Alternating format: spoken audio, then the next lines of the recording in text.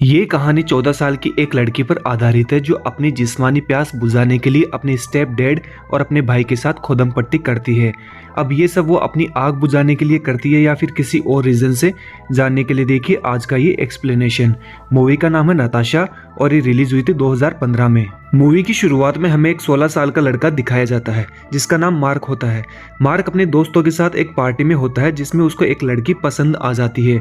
अब मार्क लड़की के करीब जाने की कोशिश करता है लेकिन लड़की वहां से चली जाती है। इसके बाद मार्क अपने घर आ जाता है और अपने रूम में गर्म मूवी चलाकर अपने हेडपंप से पानी निकालता है। सुबह मार्क की माँ उसे जगाने आती है। वो मार्क को बताती है कि आज उसके अंकल और जीना आने वाली है। जीना मार्क के अंकल की गर्लफ्रेंड होती है।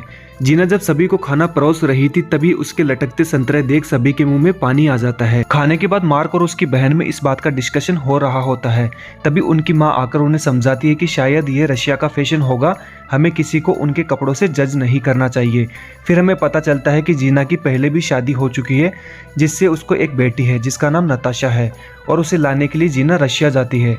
फिर एयरपोर्ट पर मार्क और जीना की मुलाकात होती है जो कि सिर्फ 14 साल की थी। थोड़े दिन बाद मार्क के अंकल और जीना शादी कर लेते हैं। शादी के बाद सभी लोग खाना खा रहे थे तभी मार्क की मॉम मार्क से कहती है कि नताशा यहाँ बोर हो रही है तो तुम उसे अपना घर दिखा के ले आओ। इसके बाद मार्क और नताशा वहाँ से चले जाते हैं। मार्क उसको अपना कमरा भी दिखाता है। तब नताशा मार्क से पूछती है कि क्या तुम इस रूम में कभी लड़की लाए हो? तब मार्क कहता है कि मैं तो सिर्फ हिलाकर काम चलाता हूँ। फिर नताशा मार्क को बताती है कि अभी तक उसने अपनी सेंचुरी मार ली है। मार्क को बिलीव नहीं होता तो कहता है कि तुम तो सिर्फ अभी 14 साल की हो। इस पर नताशा कहती है कि मैं तो ये सब 12 साल की उम्र से कर रही हूँ और अगर तुम चाहो तो आज रात तुम्हारी घोड़ा गाड़ी पर मैं सवार हो सकती हूँ। इस पर मार्क कहता है कि तुम्हारी मोम से मेरे अंकल की शादी हुई है और अब हम दोनों कजिन हैं। अगले सीन में मार्क की मोम मार्क से कहती है कि नताशा इस देश में पहली बार आई है, वो अकेली और उसका यहाँ पे कोई भी दोस्त नहीं है, इसलिए तुम्हें उसके साथ टाइम स्पेंड करना चाहिए। फिर मार्क अगले दिन नताशा के घर जाता है तो जीना आंटी उससे कहती है कि नताशा अगर गुस्से में कुछ बोल भी दे तो बुरा मत मानना क्योंकि उसको अकेले रहना पसंद है। फिर नताशा की मां नताशा को घर के बाहर बुलाती है और किसी बात को लेकर दोनों में बहस भी हो जाती है। इसके बाद नताशा वहां से बाहर चली जाती है और मार्क भी उसके पीछे पीछे जाता है। तब मार्क उससे इसका कारण पूछता है। इसके बाद नताशा बताती है कि वो अपनी मॉम की शक्ल भी नहीं देखना चाहती और यहाँ लाकर उसने मेरी लाइफ और बोरिंग कर दी है। इसके बाद मार्क नताशा को अपने दोस्त के घर ले जाता है। दोस्त का नाम रूपस होता है और नताशा से मिलता है। फिर नताशा मार्क से हमेशा रूपस के बारे में पूछती रहती थी। तब मार्क बताता है कि रूपस के पेरेंट्स का डिवोर्स हो चुका है और वो यहाँ पर अकेला रहता है। फिर नताशा और मार्क दोनों लंच के लिए चले जाते हैं। काफी देर तक दोनों वहां बैठते हैं। फिर मार्क नताशा को घर पे छोड़ देता है। अगले दिन जब मार्क रूम में पढ़ाई कर रहा होता है तब नताशा वहां आ जाती है जहां थोड़ी देर बातें करने के बाद दोनों साइकिल लेकर घूमने निकल जाते हैं।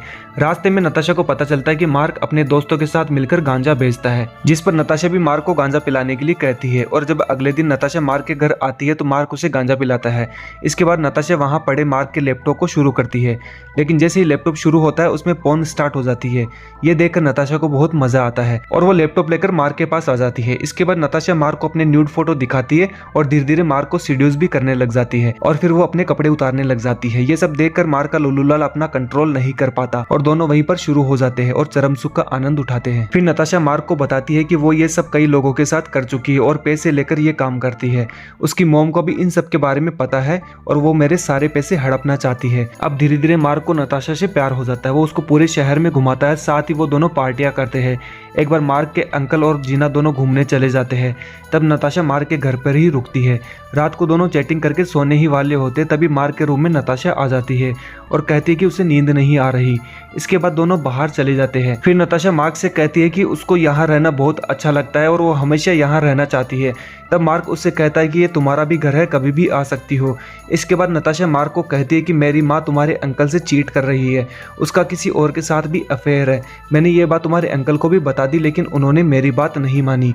अगले दिन नताशा की माँ वापस आ जाती है। वो नताशा को अपने साथ चलने को बोलती है। इस पर नताशा मना कर देती है। तब जीना उससे कहती है कि मुझे पता है कि तुम यहाँ पर क्यों रुकी हुई हो और मार्क के साथ तुमने जो कांड किए ये भी मुझे पता है। इस बात पर नताशा जीना से लड़ने लग जाती है। तब मार्क के फादर बीच में आकर उन्हें छुड़ाते हैं और न चाहते हुए भी नताशा को अपनी माँ के साथ जाना पड़ता है। नेक्स्ट डे मार्क नताशा के लिए उसके घर पे जाता है तो जीना मार्क को कहती है कि इसमें तुम्हारी गलती नहीं है, इसका यही काम है कि दूसरे मर्द के साथ संबंध बनाना, और फिर मार्क को वहां से जाने को बोलती है। अगले दिन नताशा अपना सारा सामान लेकर मार्क के पास आती है और उससे कहती है कि वो फ्लोरिडा जा रही है। फिर वो अपनी मोम और अंकल के डाइवोर्स की बात बताती है कि ये सब मेरी वजह से हुआ है क्योंकि मैं तुम्हारे अंकल के साथ सोई थी ताकि मेरी मोम तुम्हारे अंकल को चीट ना कर सके। उस रात नताशा मार्क के पास रुकती है। मार्क मार्क उसे अपनी सारी सेविंग दे देता है। अगले दिन नताशा सुबह अपना सामान लेकर निकल जाती है और सभी लोग सोच रहे होते कि मार्क के अंकल और जीना का तलाक क्यों हुआ था, पर कोई किसी को नहीं बताता।